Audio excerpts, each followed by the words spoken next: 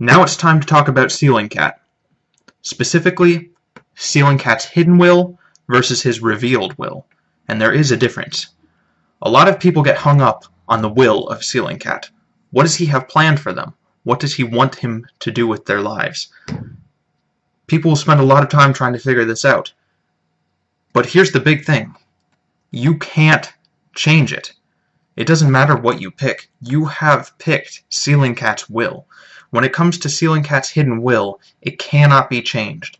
Ceiling Cat is sovereign. Nothing can change his will. We see in Job 42:4, I know that you are in my base, and all that my thwarts are belong to you. Nothing can thwart him. He has all the thwarts. So it doesn't matter what you pick. If you're in college right now trying to pick a major, you want to go into engineering, or maybe you want to go into liberal arts, you probably shouldn't go into liberal arts. But just say, for instance, whichever one you pick, that was the plan in Ceiling Cat's head. He has the plan. We see in Psalm 115:3, because Ceiling Cat is into ceiling, and he can has whatever. Can puke onto carpets, can scratch the couch, can sleep in the laundry. He can do whatever. And he sees everything and knows everything. He won't get to the end of time and think to himself, oh, the whole entire plan, it happened just like I was wondering, just like I was thinking. Except, I really hoped that he was going to go into engineering and not liberal arts. He's not going to say that at the end of time. Everything will have happened as he wanted it to. However, Ceiling Cat also has something called his revealed will. In the end, everything will go his way, but he does want his children to act in a certain way, and he reveals this to us through his scripture. In Psalms 119:105, we see, your word is a lamp to my feet and a light to my path. Here we can see that we are supposed to follow his word, and his word, if you read the whole thing, it has rules for us, it has guidelines, it has a way we are supposed to act towards each other and towards Ceiling Cat. We see in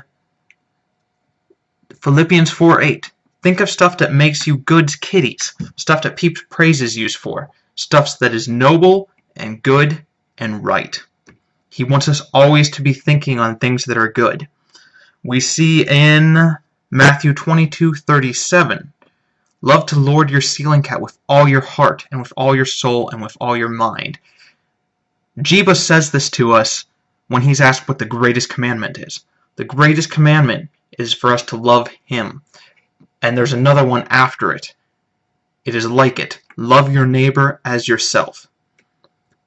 We can see here that though we can never thwart Ceiling Cat's will, his hidden will, his plan for the universe, he does have a will for us. He wants us to do what is right, and he wants us to follow his law. So, whenever you find yourself thinking, what should I do next? What does Ceiling Cat want from me? Stop thinking about this. It doesn't matter. Whatever you do, you could flip a coin and pick whichever one you wanted. It doesn't matter. You will be picking what Ceiling Cat wants for you. But he tells us what he wants us to do. He wants us to act rightly and righteous and justly. He wants us to act just like Jebus acted to everybody else. This we do know. Don't worry about the details. That's not our concern. That's his concern.